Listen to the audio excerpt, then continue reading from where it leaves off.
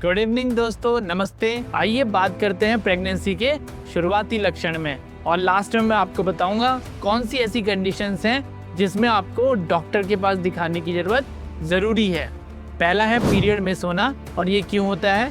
क्योंकि जैसे ही फर्टिलाइजेशन के बाद एम्ब्रियो बनता है वो बीटा एचसीजी हार्मोन निकालता है। वो बीटा एचसीजी हार्मोन क्या करता है? कॉर्पस ल्यूटियम सिस्ट को मेंटेन करता है, जिससे कि प्रोजेस्टेरॉन हार्मोन निकलता है, और ये प्रोजेस्टेरॉन हार्मोन बच्चेदानी के अंदर जो हमारी लाइनिंग होती है उसको बचा के रखता है, इसलिए हमारे पीरियड मिस हो जाते हैं। दूसरा है उल्टी और उल्टी का सेंसेशन आना। अब ये क्यों होता है? जैसे कि आपको मैंने बताया, बीटा एचसीजी, एस्ट्रोजन और प्रोजेस्टेरॉन हार्मोन प्रेगनेंसी के दौरान बढ़ जाते हैं, और ये क्या करते हैं, हमारे दिमाग से जो नसें आंतों तक जाती हैं उनमें थोड़ी सी बदलाव करते हैं। और दूसरा क्या होता है कि हमारी जो सूंघने के सेल्स होते हैं उसमें भी कुछ बदलाव आ जाते हैं। इस वजह से हमें सूंघने में कुछ अजीब सी स्मेलें आ सकती हैं और उल्टी का सेंसेशन हो सकता है। और इसके अलावा हमारी आंतों में भी कुछ सेंसेशन की वजह से उल्टी ज़्यादा आने के चांसेस रहते हैं।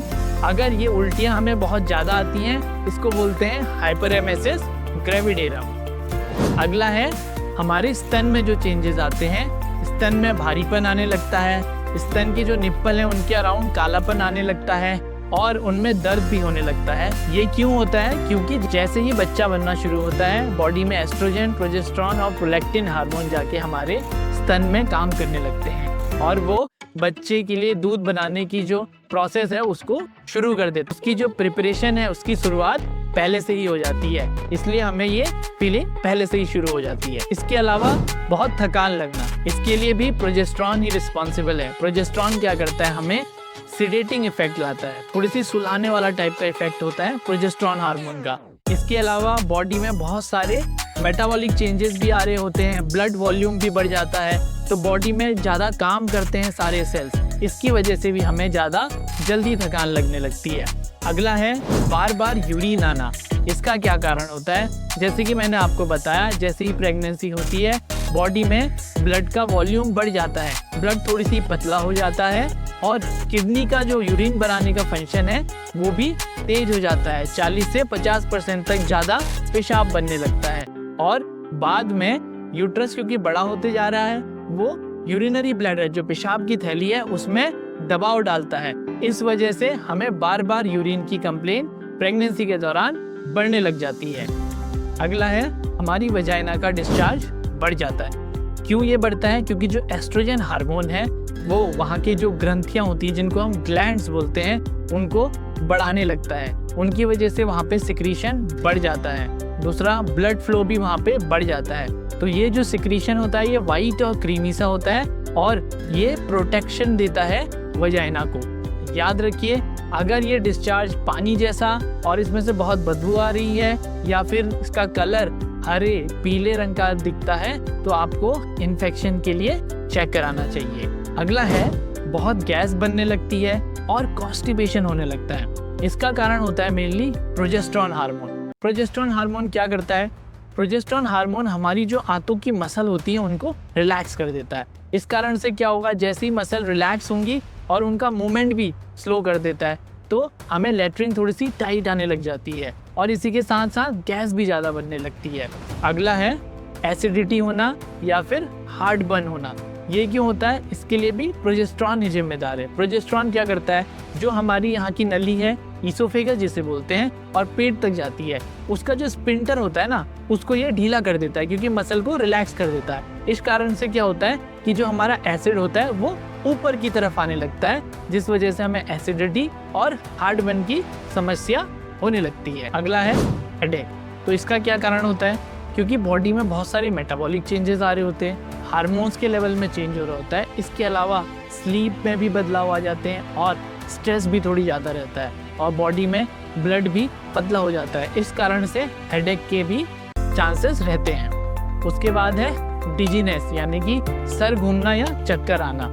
जैसे कि मैंने बोला, प्रेगनेंसी के दौरान क्या होता है कि जो हमारी ब्लड वेसल्स होती हैं उनकी मसल भी रिलैक्स कर जाती है, तो वो भी डायलेट हो जाती हैं कि खुल जाती हैं, और ब्लड भी पतला हो जाता है, हीमोग्लोबिन भी थोड़ी सी कम हो जाता है, और इसी वजह से बीपी भी थोड़ी गिरने लग जाता है। यही कारण है इन सब की वजह से हमें चक्कर और थोड़ी सी बेहोशी जैसा भी फील हो सकता है। इसलिए आप कृपया प्रेगनेंसी के दौरान अच्छा पानी और अच्छा खाना जरूर खाएं। इसीलिए प्रेगनेंसी के दौरान पानी पीना बहुत आवश्यक है ताकि आपका हाइड्रेशन जो है वो मेंटेन रहे। अगला है कि मूड स्विंग्स आना। मूड स्विंग्स भी बहुत कॉमन है।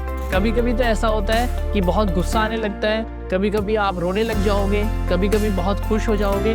तो ये बहुत कॉमन है। इसके लिए भी हमारे हार्मोन्स ही रिस्पॉन्सिबल हैं। इसी के साथ साथ जो फैमिलियल एनवायरनमेंट है और इमोशनल चेंजेस भी साथ में आने लगते हैं, इसीलिए हमें ये फील होता है। अब होता है फूड टेस्ट और कुछ क्रेविंग्स में बदलाव आने लगते हैं।